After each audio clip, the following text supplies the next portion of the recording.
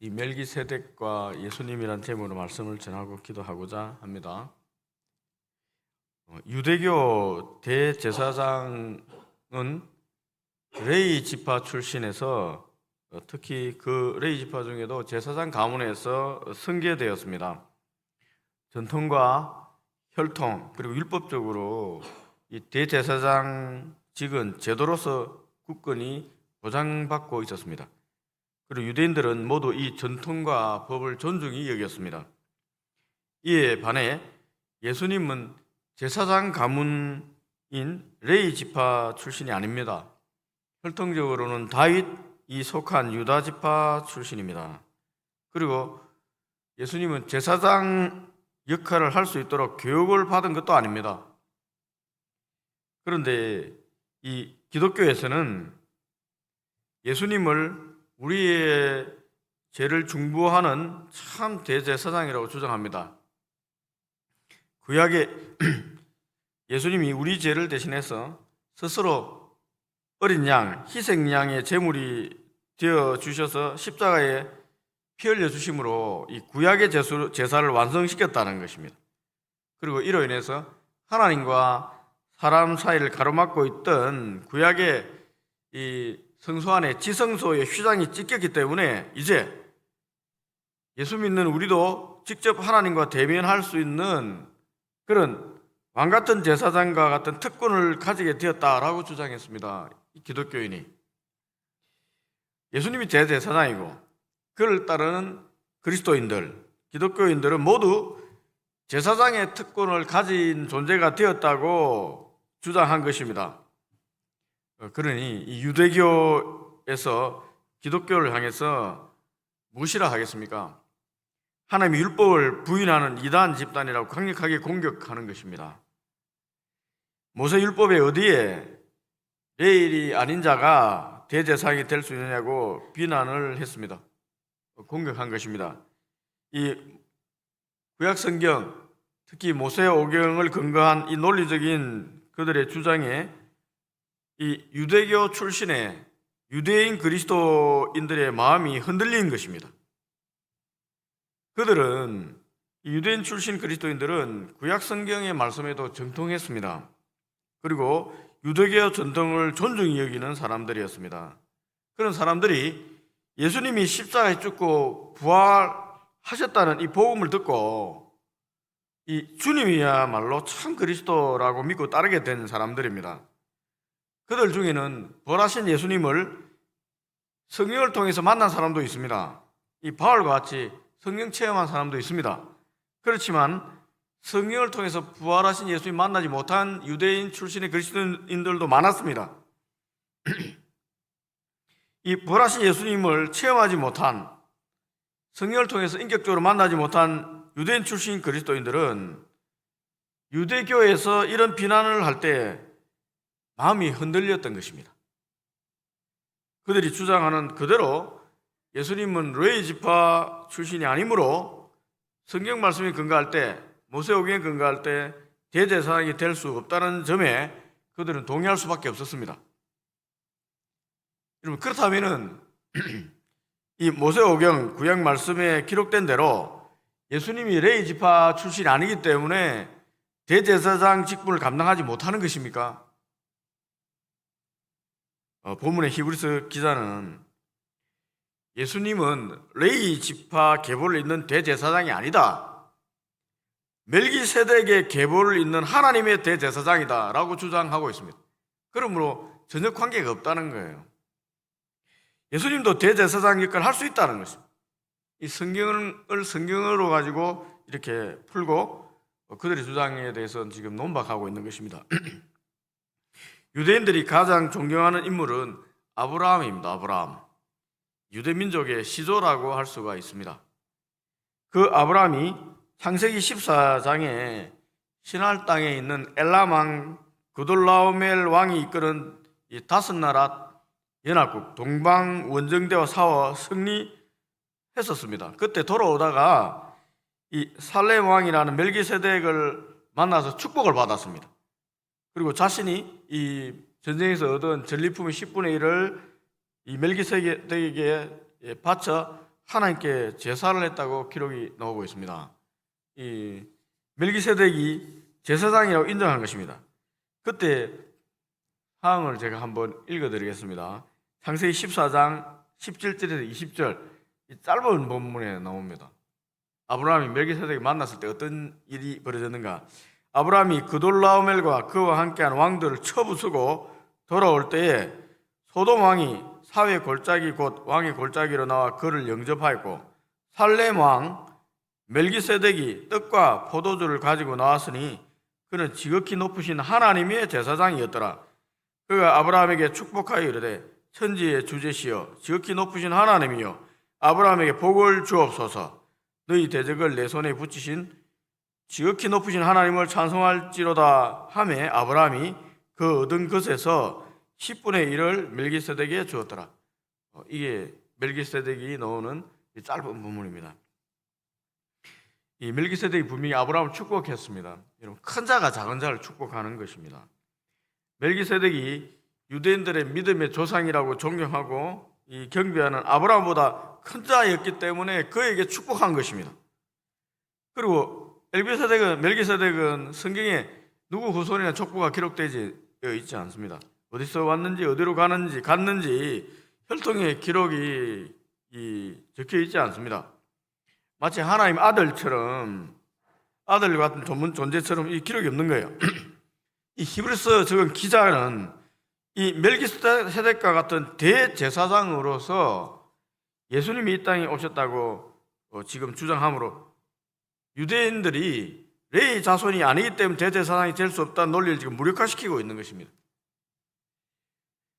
멜기세덱이 가진 위상은 레위와 비교할 바가 아닙니다, 여러분. 비교할 수 없습니다.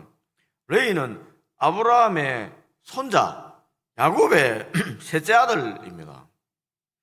아브라함이 이삭을 낳고 이삭이 야곱을 낳고 야곱이 12자녀를 놓았지 않습니까? 그 중에 셋째가 이제 레위잖아요.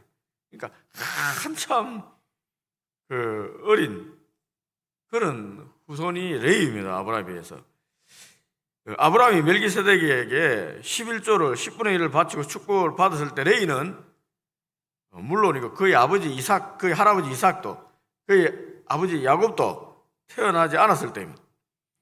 어떻게 레위와 이 멜기세덱과 비교가 될 수 있겠습니까? 이 9절 10절을 보십시오. 또한 10분의 1을 받는 레위도 아브라함으로 말미암아 10분의 1을 바쳤다고 할 수 있나니, 이는 멜기세덱이 아브라함을 만날 때에 레위는 이미 자기 조상의 허리에 있었습니다.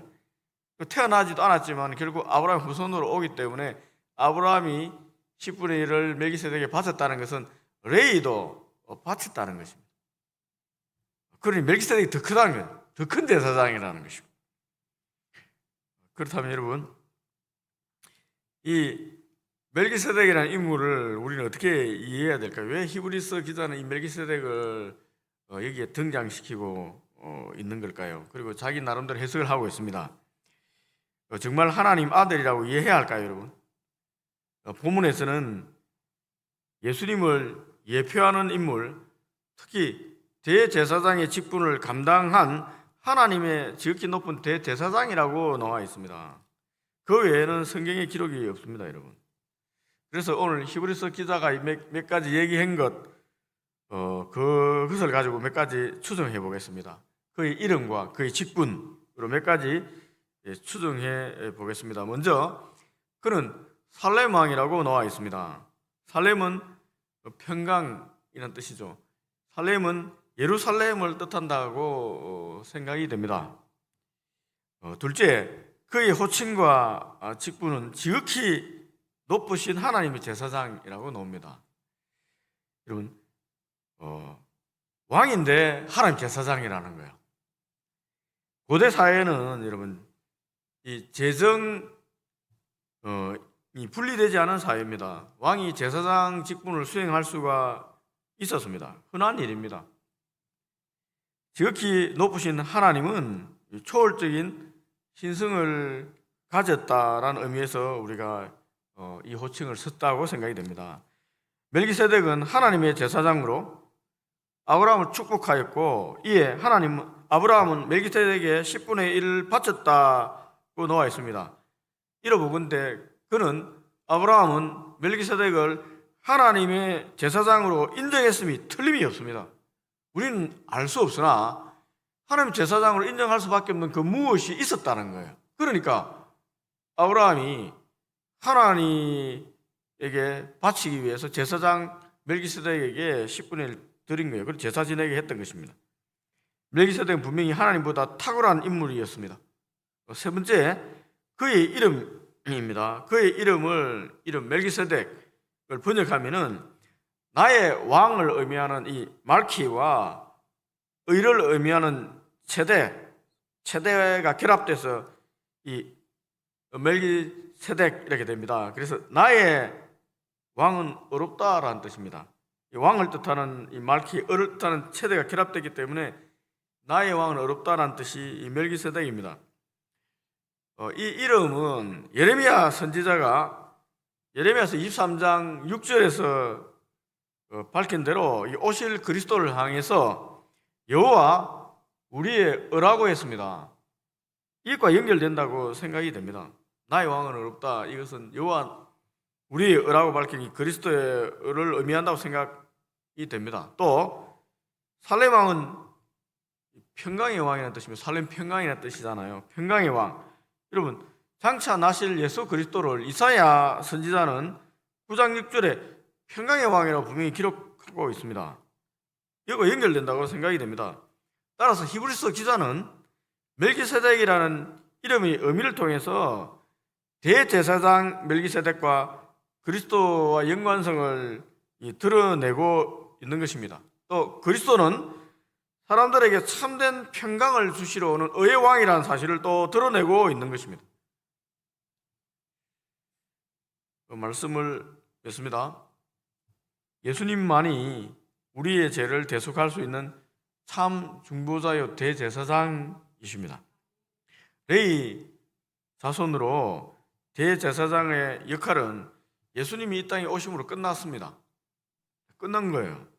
그리고 실질적으로 또 AD 70년에 로마 티투스 장군에 의해서 헤롯 성전이 무너짐으로 인해서 이 겉으로 드러나는 외적인 그런 대제사장 임무도 이미 끝났습니다.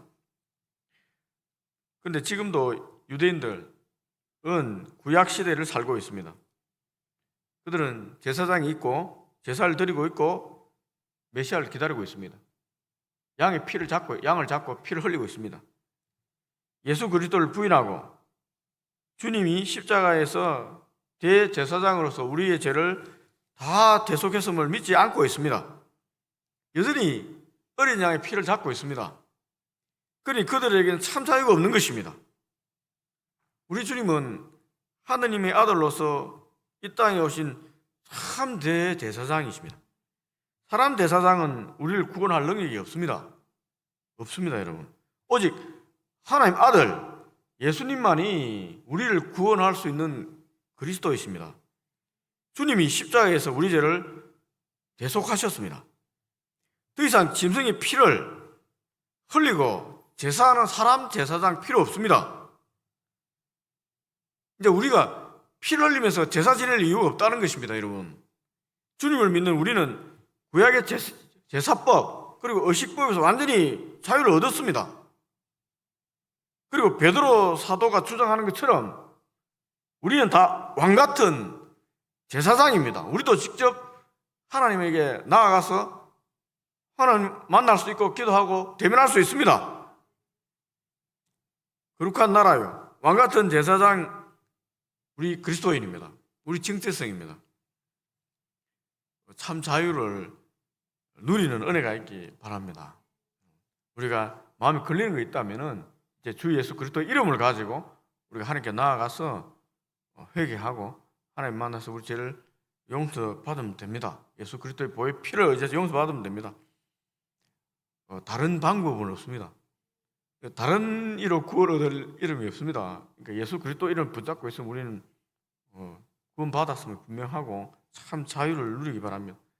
이상한 데 가서 머리 밀고 기도 받지 않아도 됩니다. 그 받아야 아닙니다, 여러분. 우리 이미 왕 같은 제사장이에요. 자기만큼 우리도 똑같은 사람인데. 기도하겠습니다. 네.